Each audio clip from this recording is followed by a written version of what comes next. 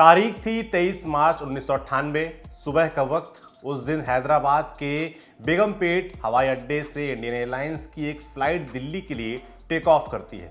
उस फ्लाइट में एक सांसद भी यात्रा कर रहा होता है, जिसे नहीं पता कि अगले कुछ घंटों में उसके साथ क्या होने वाला है।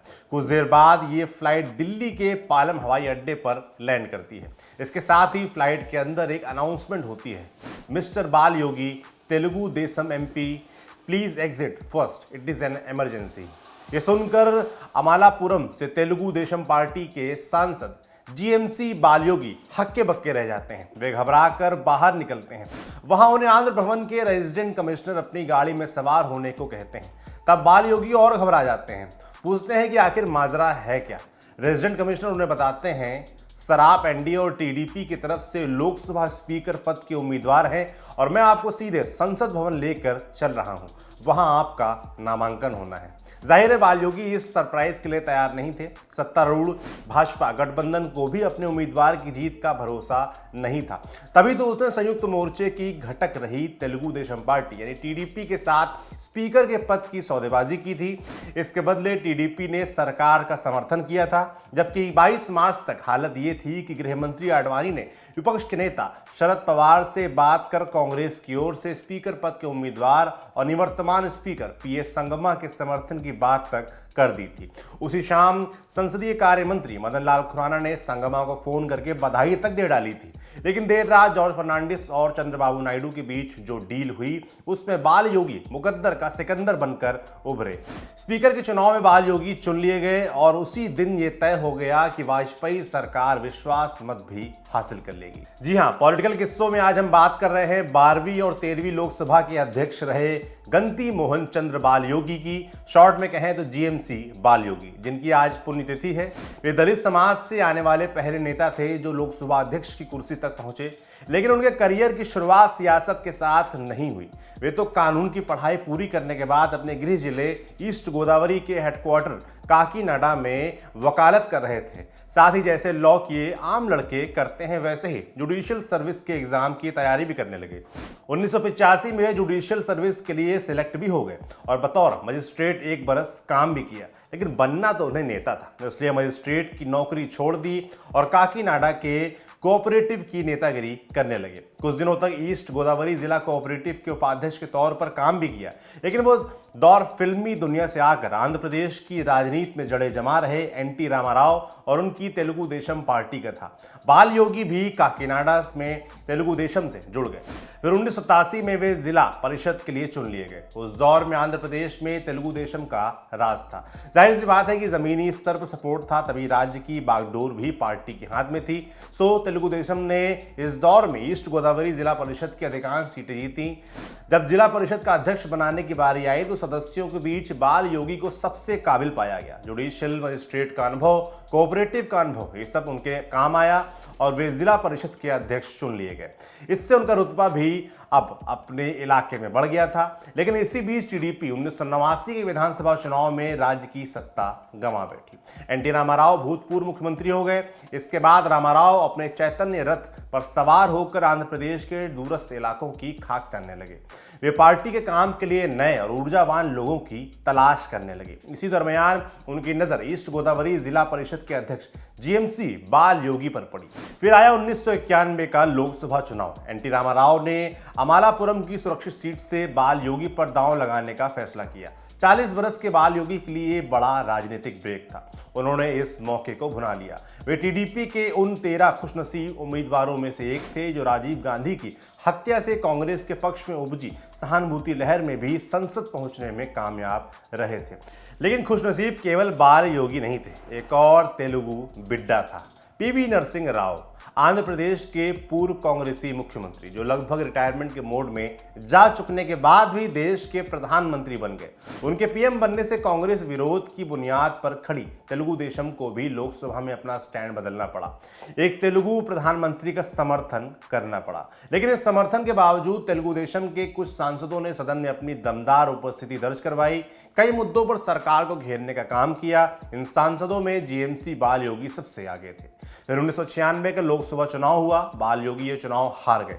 हालांकि तब तक वे टीडीपी के नए नेता और मुख्यमंत्री चंद्रबाबू नायडू के साथ पटरी बिठाने में कामयाब हो चुके थे। इसलिए चुनाव हारने के बाद भी नायडू ने उन्हें निराश नहीं किया और अपनी सरकार में एडजस्ट कर लिया। बाल योगी को हायर एजुकेशन मिनिस्टर बनाया गया था, लेकिन 1996 वाली लोकसभा 2 साल भी पूरे नहीं कर पाई। कांग्रेस पार्टी ने संयुक्त मोर्चे के दोनों प्रधानमंत्रियों देवेगौड़ा और गुजराल को टिकने नहीं दिया। 1998 आते आते मध्यावधि चुनाव की नौबत आ गई। ये चुनाव बाल योगी के लिए किस्मत का दरवाजा खोलने वाला साबित हुआ। वे अमालापुरम से एक बार फिर लोकसभा पहुंचे। इसके बाद वो परिस्थिति आ गई जिसका जिक्र इस किस्से की शुरुआत में हमने किया था। लेकिन चंद्रबाबू नायडू ने लोकसभा अध्यक्ष बनाने के लिए बाल योगी का ही सिलेक्शन क्यों किया, जबकि उनकी पार्टी से के एरन नायडू जैसे वरिष्ठ लोग भी लोकसभा पहुंचे थे। इस सवाल के जवाब में हैदराबाद के वरिष्ठ पत्रकार टीएस सुधीर कहते हैं, आंध्र प्रदेश में एक धारणा है कि जो ईस्ट गोदावरी जिले में जीत हासिल करता है, राज्य की सत्ता उसे ही मिलती है। बाल योगी भी ईस्ट गोदावरी से आते थे और चंद्रबाबू नायडू इस जिले में पार्टी को मजबूत करना चाहते थे। बाल योगी के सिलेक्शन के पीछे दूसरी वजह थी कि वे दलित समाज से आते थे और उनके समाज का वोट चंद्रबाबू नायडू के लिए महत्वपूर्ण था। तीसरी वजह थी कि बाल योगी कभी चंद्रबाबू नायडू को चैलेंज नहीं कर सकते थे। वे संसद की राजनीति में खुद को सिमटाए रखने वाले आदमी थे। अब किस्से को एक और साल आगे ले चलते हैं। साल था 1999, तारीख थी 17 अप्रैल। अन्ना द्रमुक सुप्रीमो जयललिता ने केंद्र की अटल बिहारी वाजपेयी सरकार से अपना समर्थन वापस ले लिया था। तब वाजपेयी को लोकसभा में विश्वास प्रस्ताव पेश करना पड़ गया था। दोपहर का वक्त था। 1.5 दिनों से विश्वास प्रस्ताव पर चल रही बहस अब अपने अंतिम दौर में थी। इसके बाद वोटिंग होनी थी। तभी अचानक उड़ीसा के नवनियुक्त मुख्यमंत्री गिरधर गमांग सदन में उपस्थित हो गए। गमांग ने अभी अपनी कोरापुट लोकसभा सीट नहीं छोड़ी थी, लेकिन उन्हें सदन में देखकर ट्रेजरी बेंच के सदस्य हल्ला मचाने लगे। उनका तर्क था कि राज्य के पॉलिटिकल सिस्टम में जा चुका आदमी अब संसद की बैठक में कैसे शामिल हो सकता है। उधर विपक्ष के सांसदों का तर्क था कि चूंकि गमांग ने अभी लोकसभा से इस्तीफा नहीं दिया है, इसलिए वे अभी भी संसद के सदस्य हैं और वोटिंग कर सकते हैं। उन्होंने संविधान का हवाला दिया, कहा संविधान भी यही कहता है कि संसद से राज्य के सिस्टम में जाने वाला व्यक्ति जब तक विधायक नहीं बन जाता या राज्य में से कोई और पद संभाले 6 महीने पूरे नहीं हो जाते, तब तक वो संसद का सदस्य बना रह सकता है। जुडिशियल मजिस्ट्रेट रह चुके स्पीकर बाल योगी ने दोनों पक्षों को गंभीरता से सुना और उसके बाद विश्वास प्रस्ताव पर गमांग की वोटिंग करने या न करने का फैसला उनकी अंतरात्मा पर छोड़ दिया। इसके बाद गमांग ने सदन में इलेक्ट्रॉनिक वोटिंग मशीन से वोट दिया, लेकिन मशीन गलत आंकड़े दिखाने लगी। उसमें विश्वास प्रस्ताव के पक्ष में 256 और विरोध में 270 मत दिखे। ये देख सत्ता पक्ष का चेहरा फीका पड़ गया और विपक्ष के सांसद गदगद होकर एक दूसरे को बधाई देने में लग गए। लेकिन अभी मामले में एक और ट्विस्ट आना बाकी था और ये ट्विस्ट आया स्पीकर बाल योगी के बयान से। उन्होंने जब सदन में बोलना शुरू किया तो सांसदों को लगा कि वे इलेक्ट्रॉनिक वोटिंग मशीन में दिख रहे आंकड़ों की औपचारिक घोषणा करेंगे, लेकिन बाल योगी ने एक अलग ही घोषणा कर दी। उन्होंने कहा विश्वास मत पर हुई वोटिंग में 539 सदस्यों ने हिस्सा लिया है, जबकि इलेक्ट्रॉनिक वोटिंग मशीन के आंकड़े सिर्फ 526 सदस्यों यानी कि 270 प्लस 256 की गिनती दिखा रहे हैं। मशीन ठीक से काम नहीं कर रही, लिहाजा अब मैनुअल प्रोसेस से वोटिंग होगी। इसके बाद सत्ता पक्ष में राहत का भाव दिखाई दिया, लेकिन ये राहत सिर्फ पौने घंटे की ही थी। मैनुअल वोटिंग की पर्चियों को इकट्ठा कर उनकी गिनती कराई गई और गिनती पूरी होने के बाद सब लोग स्पीकर बाल योगी की तरफ देखने लगे, क्योंकि ये इलेक्ट्रॉनिक मशीन का नतीजा नहीं था जो सबको दिखाई पड़ता। अंतिम नतीजे सिर्फ पर्चियों की गिनती करने वाले कर्मचारियों और स्पीकर बाल योगी को ही पता थे। लगभग 2:15 बजे स्पीकर बाल योगी ने बोलना शुरू किया। सांसदों समेत टीवी रेडियो से चिपका पूरा देश नतीजों के इंतजार में बाल योगी के एक एक शब्द पर कान लगाए हुए था। बाल योगी ने भर्राई आवाज में सिर्फ 3 लाइनें बोली। Voting process on trust motion have been completed in favour of ayes 269 while in favor of noes 270. Trust motion has been defeated by 1 vote and now house is adjourned sign die. बाल योगी ने सत्ता पक्ष की आपत्ति के बावजूद गिरधर गमांग के vote करने का फैसला उनकी अंतरात्मा पर छोड़ दिया, जो वाजपेयी सरकार पर बहुत भारी पड़ा। एक मुख्यमंत्री के वोट ने एक प्रधानमंत्री की सरकार गिरा दी थी। इसके बाद लोकसभा चुनाव हुए। अटल बिहारी वाजपेयी के नेतृत्व में नेशनल डेमोक्रेटिक अलायंस एनडीए को पूर्ण बहुमत मिला। इस बार भी एनडीए की ओर से बाल योगी को ही लोकसभा स्पीकर बनाया गया।